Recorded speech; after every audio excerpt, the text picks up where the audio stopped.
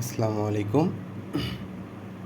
আজকে আমরা DC machine বইয়ের সেল ও ব্যাটারি যে প্রথম অধ্যায়টি রয়েছে তার দ্বিতীয় ক্লাস মানে কাল দ্বিতীয় ক্লাস সম্পর্কে আজকে আলোচনা করব।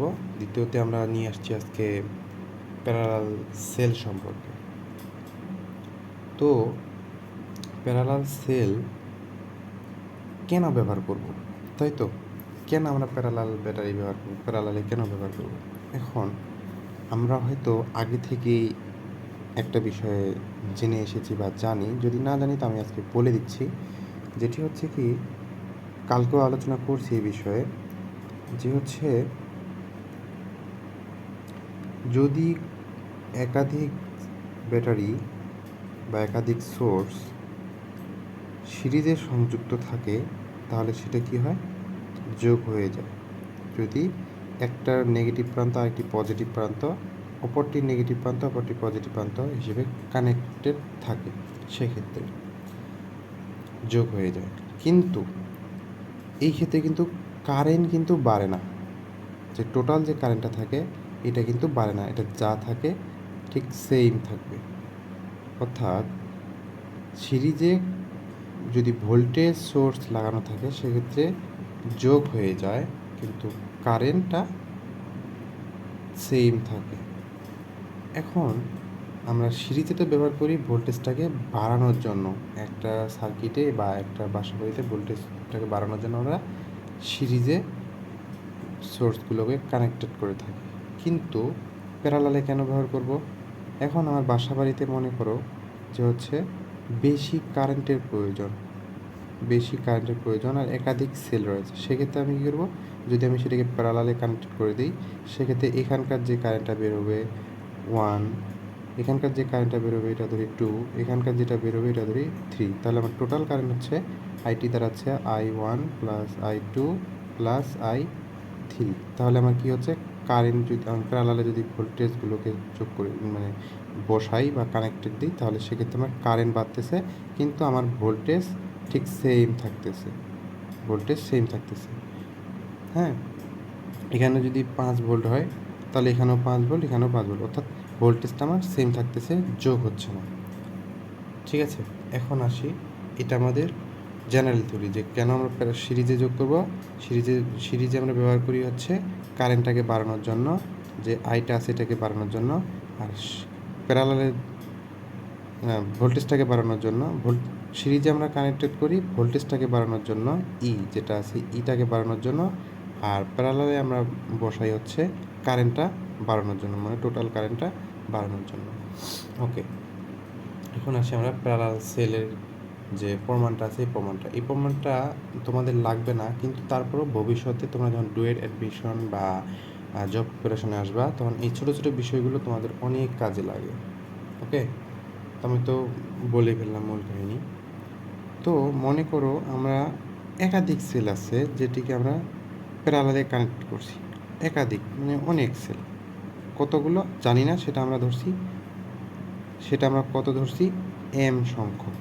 ওকে, এম সংখ্যক প্যারালাল ব্যাটারি যোগ করছি, কার সাথে, একটা রেজিস্ট্যান্সের সাথে বা একটা লোডের সঙ্গে।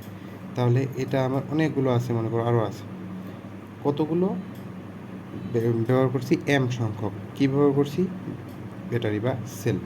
ওকে, তাহলে এই প্রতিটা ব্যাটারি একটা অভ্যন্তরীণ রেজিস্ট্যান্স থাকবে না, অভ্যন্তরীণ বাধা, যেটাকে আমরা বলবো আর। আর অভ্যন্তরীণ যে এই রেজিস্ট্যান্সগুলো আছে এটা আমার প্যারালালে আছে না, তাহলে একটা সেলের অভ্যন্তরীণ মোট রেজিস্ট্যান্স কত, মানে এই যে সেলগুলো আছে এখানকার মোট রেজিস্ট্যান্স কত হচ্ছে,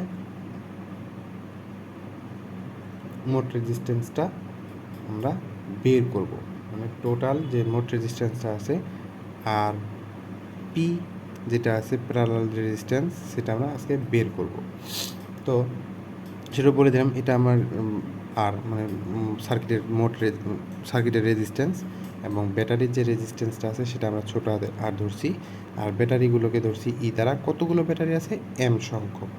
ওকে, এখন তাহলে আরপি কী হচ্ছে আমার, আরপি তার মানে 1, 2, 3, তাই না? তাহলে টোটাল আরপি দাঁড়াচ্ছে আমার কত? টোটাল আরপি দাঁড়াচ্ছে, এখন মনে করো সিরিজে আছে কানেক্টেড, সেক্ষেত্রে আমরা কী করি, যোগ করে দিই। তাহলে আমরা যোগ করে দিই, তাহলে আরপি দাঁড়াচ্ছে কত? আরপি দাঁড়াচ্ছে কত, মানে টোটাল যে রেজিস্ট্যান্সটা আছে ব্যাটারি, সেক্ষেত্রে দাঁড়াচ্ছে কত, আর একটার জন্য প্লাস আরেকটার জন্য প্লাস আরেকটার জন্য কতগুলো ধরছি, এম সংখ্যক। ওকে, এখন যেহেতু আমার এটা সিরিজ, এটা কিন্তু সিরিজের ক্ষেত্রে, এটা হচ্ছে সিরিজ, এটা হচ্ছে সিরিজের ক্ষেত্রে। এখন যেহেতু প্যারালাল আছে, তাহলে কি হবে, ইনভার্স হয়ে যাবে না, ইনভার্স, যে ইনভার্স প্যারালালের ক্ষেত্রে ইনভার্স হয়ে যায়। কেন হয়ে যায় সেটা আমরা আরেকটি ক্লাসে আলোচনা করব। কতগুলো, এম সংখ্যক। ওকে, এম সংখ্যক। এখন অর্থাৎ এখানে ইনভার্স কেন করলাম, প্যারালালের ক্ষেত্রে যদি একটি সার্কিট রেজিস্ট্যান্সগুলো আমার প্যারালালে থাকে, সেক্ষেত্রে কি হয়, 1/R1 1/R2 এভাবে হয় না, এই জন্য আমি ইনভার্সটা নিয়ে আসছি তোমাদের বোঝানোর জন্য। এখন তাহলে কি আসতেছে, 1/RP equal to 1/R plus 1/R plus 1/R, কতগুলো, এম সংখ্যক। ওকে, ঠিক আছে। তাহলে এখন লসাগু করি আমরা, এখানে কি আসতেছে, আর 1 plus 1 plus 1 plus dot dot M সংখ্যক। ওকে, তাহলে এখানে কি আসতেছে, এম বাই আর, ঠিক আছে না? অর্থাৎ কতগুলো এক এক, এই একগুলো তো মনে হয় বলতে পারো 1 2 3 4 5 6, অর্থাৎ কতগুলো আসতেছে সেটা আমরা জানি না, ঠিক আছে, সেটা আমরা জানি না। ওকে, প্যারালালে যেহেতু আসতেছে, তাহলে সেটা আমরা জানি না, তার মানে এম বাই আর, কতগুলো ধরছে, এম সংখ্যক। এখন তুমি বলতে পারো যে এখানে এনটা কেন আসলো না, এন তখনই আসবে যখন আমার ব্যাটারিগুলো সিরিজে কানেক্টেড থাকবে, অর্থাৎ সেক্ষেত্রে যোগ হয়ে যায়। তো কয়টা ব্যাটারি, মনে করো এটা একটা 5, এটা একটা 5 ভোল্ট, এটা 5 ভোল্ট। এখন এখানে তুমি বলতে পারো এনটা এখানে কেন আসলো না, এখানে তুমি বলতে পারো যে এখানে তো এন সংখ্যক আছে, তাই না, তাহলে এখানে একটা সামনে এনও দেওয়া দরকার, এনও দেওয়া দরকার, কিন্তু এন হলো না কেন, এন হবে না এই জন্যই, তুমি যখন এইখানে দুইটা সিরিজে যখন থাকতেছে, তখন কী হচ্ছে, যে দুইটা ব্যাটারি, কয়টা ব্যাটারি, মনে করো কত ভোল্টের, 5 ভোল্টের, কয়টা ব্যাটারি গুণন 2, তাহলে আমরা দিতে পারতেছি কত, 10 ভোল্ট। তার মানে আমার কি বোঝাচ্ছে এখানে, যে এই যে এন সংখ্যক, এই যে এটা না এন, মানে এই যে 5 ইন্টু 2 ধরছি, তাহলে 2টা হচ্ছে কি এন, আর এটা হচ্ছে ভোল্টেজ। তাহলে এখানে যেহেতু এনটা আসতেছে, তার এই সংখ্যক, তাহলে রেজিস্ট্যান্স যদি আমি এখানে ধরি 0.2 রেজিস্ট্যান্স, তাহলে 0.2 কয়টা কয়টা ব্যাটারির জন্য, দুইটা, তাহলে 0.2 দ্বারা যেটা আসবে সেটাই, তাই না, 0.4। ওকে, তাহলে এই জন্য আমার এখানে এনটা আসতেছে না। আশা করি বোঝাইতে সক্ষম হয়েছি। তাহলে এখানে এম বাই আর আসলো। এখন এখানে তো আমার 1/RP আছে না, তো এই 1/RPটাকে আমি এখন কী করবো, যদি উল্টে দিই, তাহলে RP ইকুয়াল টু R/M আসতেছে। এটা কার জন্য আসলে, এই যে সেলগুলো ধরছি আমরা এম সংখ্যক, এটার জন্যই শুধু আসছে, কিন্তু এটা কিন্তু আমার পুরো সার্কিটের রেজিস্ট্যান্স নয়, পুরো সার্কিটের রেজিস্ট্যান্স এই যে আরেকটা আছে না, তাহলে টোটাল রেজিস্ট্যান্স, আমাদের কী দাঁড়াচ্ছে, টোটাল মানে সার্কিট রেজিস্ট্যান্স, সার্কিট রোধ RT ধরলাম, সার্কিট রোধ হচ্ছে এই যে, এখন এটা আমার সিরিজে, দেখো সিরিজ কিন্তু, এই যে এখানে একটা মনে করো রেজিস্ট্যান্স আছে, এটা আমার সিরিজ সার্কিট, তাই না, আর এটা পুরোটার জন্য আমরা কি পেয়েছি, R/M, এটা পুরোটার জন্য। তাহলে এটা আমার যদি পুরোটাই একটা হয় R/M, আর এখানে আমার রেজিস্ট্যান্সটা আছে R, বড়হাতের আর, তাহলে আমার এই দুইটাই সিরিজ সার্কিট না, তাহলে দুইটাই যোগ হয়ে যাচ্ছে, তাহলে প্লাস R/M। ওকে, এটা আমার circuit resistance, total circuit resistance. এখন সার্কিট রেজিস্ট্যান্স বের করতে কারেন্ট বের করতে হবে না, টোটাল কারেন্ট যদি বের করতে যাই, তাহলে আমার কি হচ্ছে, সার্কিট কারেন্ট IT, সার্কিটের কারেন্ট কী দাঁড়াচ্ছে, সার্কিটের কারেন্ট কী দাঁড়িয়ে, আর মানে total T, total I, total E, total I.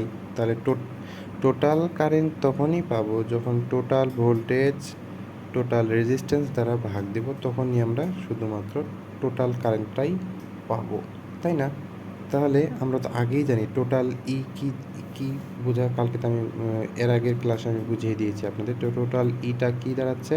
Total ই হচ্ছে মোট, এই যে এখানে করলাম আমরা, মোট মোট যে আমাদের ইয়াটা আছে, মানে কত সংখ্যক ভোল্টেজ, মানে কত সংখ্যক কত সংখ্যক ব্যাটারি আমরা প্যারালাল লাগিয়েছি সেটা, এবং তার সাথে গুণ হবে কত, তার সাথে গুণ হবে কত, ভোল্টেজটা, ব্যাটারি ভোল্টেজটা। ওকে, তাহলে এখানে মোট ইটা দাঁড়াচ্ছে, সার্কিটের ইটা দাঁড়াচ্ছে, ইএমএফটা দাঁড়াচ্ছে মানে এন এবং ই। এটা আমি কালকে করেছিলাম আপনাদের, কেন কীভাবে আসতেছে আগের ক্লাসটা বুঝতে হবে। তাহলে টোটাল ই কি দাঁড়াচ্ছে, এম ই। ওকে, আর টোটাল রেজিস্ট্যান্স কত দাঁড়াচ্ছে, আর প্লাস আর বাই এম। তাহলে এখানে যদি আমি লসাগু করি এম, তো লসাগু করলে কি আসতেছে, উপরে তো এটা আছেই, তাহলে এম আর এম প্লাস আর উপরে কত আছে, এম ই। ওকে, তাহলে উপরে যদি আমার এম ই থাকে, তাহলে নিচে আমাদের কি দাঁড়াচ্ছে,